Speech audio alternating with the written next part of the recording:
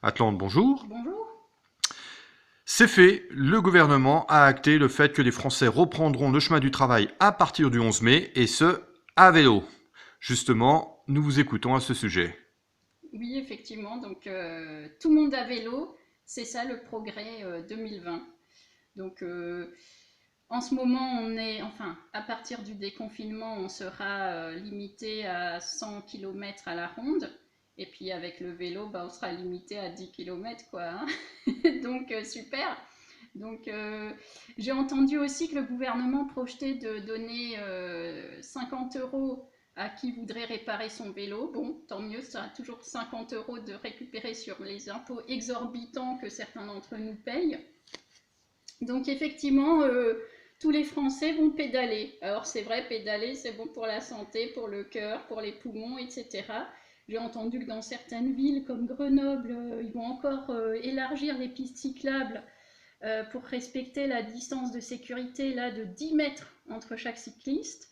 Et donc voilà, donc 2020, la France à vélo, donc ça me ferait rire si en fait ça me faisait pas penser à la Chine sous Mao, quoi, hein, avec ces hordes de Chinois qui partaient à vélo dans les usines, sauf qu'en France, bah, il n'y a pas d'usine. Donc effectivement, les Français, ils vont aller à vélo, mais je sais pas trop où en fait, les uns chez les autres, voilà. Mais certainement pas travailler, puisqu'avec le chômage de masse, hein, ce que personne ne dit, parce que ça aussi, ça fait partie du sujet mobilité, pollution, etc., c'est que le chômage de masse fait qu'on prend un travail là où on en trouve, et c'est pas toujours directement à côté de chez soi. Donc il y a plein de gens qui font 30 bornes pour gagner leur SMIC, et les 30 bornes, évidemment, ils ne vont pas les faire à vélo. Il leur faudra une petite voiture pour ça. Justement, à propos de petites voitures, cette histoire de vélo est englobée aussi dans les stratégies débilissimes menées par les constructeurs automobiles qui ont voulu faire toujours plus et toujours plus gros. Donc on se retrouve avec des voitures de dimension américaine qui n'ont rien à faire chez nous. Les rues sont trop petites, de toute façon on ne peut pas se garer. Avec ces trucs-là, on ne peut pas bouger dans les parkings. Enfin, c'est vraiment absurde, hein. Mais les gens, surtout les bourges, hein, comme d'habitude, ceux qui gagnent deux, trois fois le SMIC et qui se prennent pour l'élite de la nation, qui se prennent pour des gens méga riches, ils voulaient tous leur SUV, leur gros truc, leur gros truc pour montrer qu'ils en ont une plus grosse, quoi. Tout ça, c'est ridicule. Et donc, la France devenant le pays des extrêmes, hein, bah, on passe de ça au SUV ridicule, au vélo. Alors le vélo aussi, moi j'ai rien contre le vélo, j'adore le vélo, hein. J'ai pas attendu que ce soit à la mode pour rouler à vélo, évidemment. Je constate juste que les vélos que vous trouvez sur le marché, si vous regardez un petit peu, ce sont principalement à 90% au moins, hein, des vélos de fabrication chinoise. Donc quand vous avez le petit drapeau France, en fait c'est conçu en France, mais fabriqué en Chine, en tout cas les pièces de base.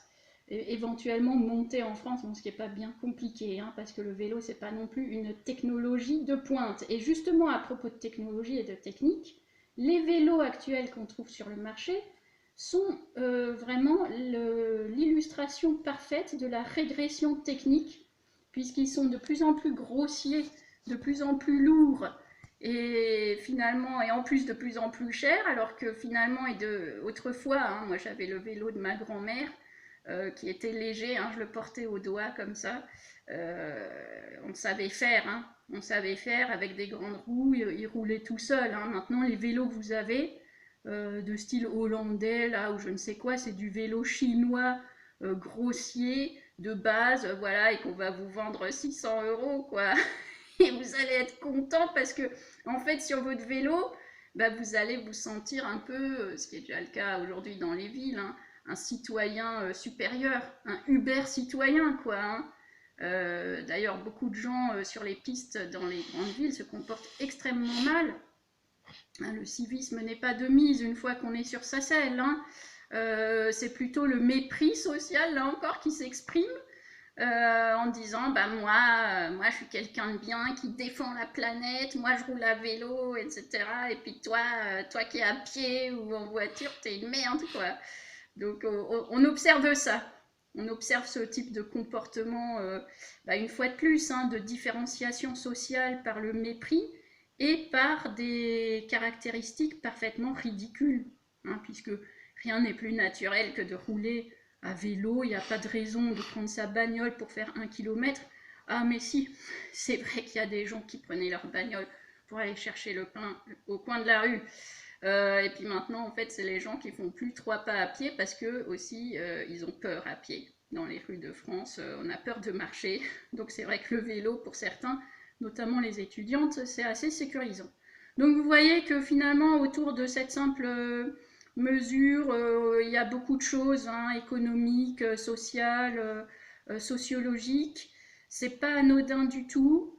Le vélo chinois comme progrès, et tout le monde à vélo comme progrès. Bon, une fois de plus, hein, on est dans 1984. Hein, la régression, c'est le progrès. Donc c'est bien pédaler. Pédaler, si ça peut lutter un petit peu contre l'obésité, ma foi.